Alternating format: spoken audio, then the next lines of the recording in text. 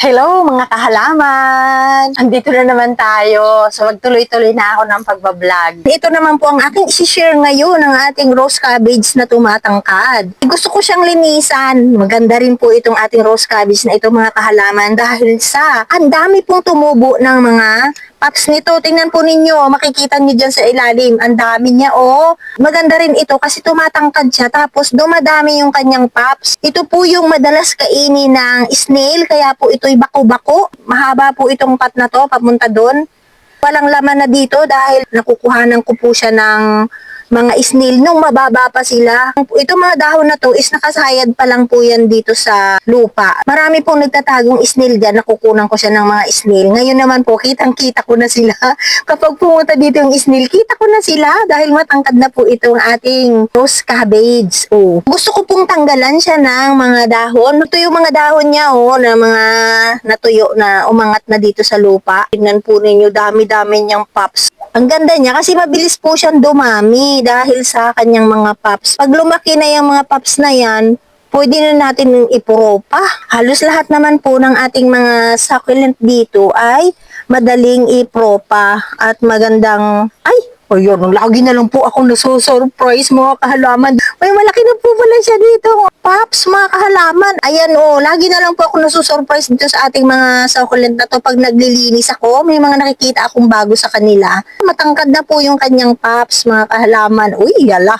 Talaga namang napapasaya po talaga ako ng aking mga halaman dito kasi parati po silang may pa-surprise sa akin. Kapag ganito naglilinis ako, nakikita ko yung mga pagbabago nila. Katulad nung nakaraan nating vlog, si Burritos, kung hindi ko siya ibinlog, hindi ko mapansin na mayroon na pala siyang suki. Tapos ito, kung hindi ko rin siya ibinlog at saka nilinisan, hindi ko pa rin po makikita na may mahaba na pala siyang suhi. O, ganda, di ba? Nakakalibang po talaga mag-alaga ng mga halaman. Kasi nakakatanggal ng pagod. Imbis na nag-iisip tayo ng problema, wag na tayo mag-isip ng problema. Ayan, magtanggal-tanggal na lang tayo ng damo sa ating garden. Magtanggal na ng mga tuyong dahon, gaya ng ginagawa ko. So, nakakasaya po mga kahalaman na mayroon tayong ginagawa araw-araw. Bukod sa iba pa nating mga activities na ginagawa, meron pa tayong ginagawang iba katulad nito sa garden. Nakakasaya po talaga kapag merong laman at saka maganda talaga sa paningin at pakiramdam kapag meron tayong mga halaman sa paligid. Nagiging presko yung ating pakiramdam dahil po sa kanila. Kaya alagaan natin sila. Ang laki rin po ng tulong na nagagawa ng ating mga halaman sa ating kalusugan. Dahil yan po ay tanggal stress, tapos ma-presko ang hangin. Ay ito naman po humahaba na si Mendoza kaya lumalaylay na siya dito. Update ko rin po pala kay dyan kay Mendoza. Ito yung dito, hindi siya nagalaw ng snail. Makikita po ninyo to mga kahalaman, 4 sila. Pero isang puno lang po yan. Kaya yan ang kinagusto ko dito kay rose cabbage na tumatangkad. Ito ay hindi kasama yan kasi another puno na yan. Isang puno lang siya mga kahalaman. Pero 4 yung tumubo.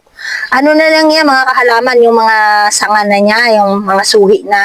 Tapos tingnan po ninyo, napakarami pa rin suhi na tumutubo dito. Ganun po yan. Kaya nakakatuwa talaga to. Tingnan naman po ninyo ang ibinigay niya.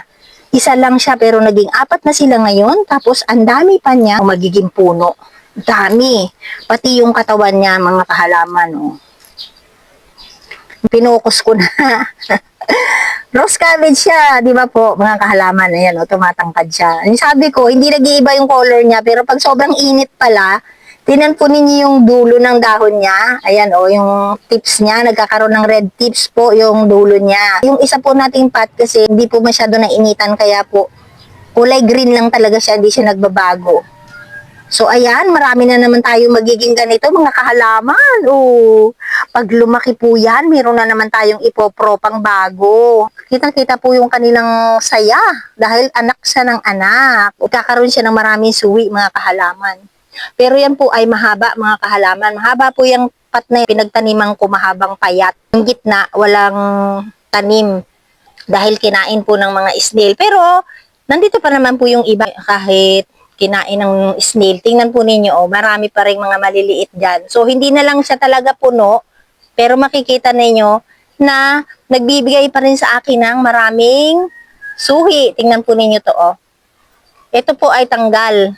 Pinatong ko lang dito kasi isa na rin po yung kinain ng snail. So, ang ginawa ko dito, mga kahalaman, o ayan, maraming makikita kayo, daming suhi po, di ba? O yun, may ugat na siya. Ang ginawa ko po, pinatong ko lang siya. O tingnan nyo, kahit pinatong ko lang po siya is may ugat na siya. Ayan na. At may suhi na siya. May mga pups na po siya. So, tingnan po ninyo yung isang puno. O, isang puno lang, pero tingnan po niyo yung anak niya, dami o. O, ang dami niyang mga suhi o mga pups niya, mga kahalaman.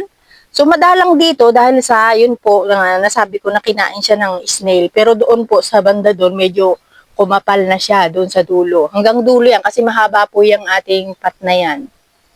Doon. O, ayan. Lahat po sila nagsipagtangkara na.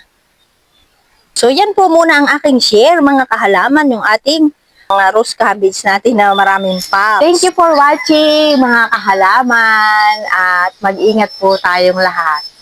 Bye-bye!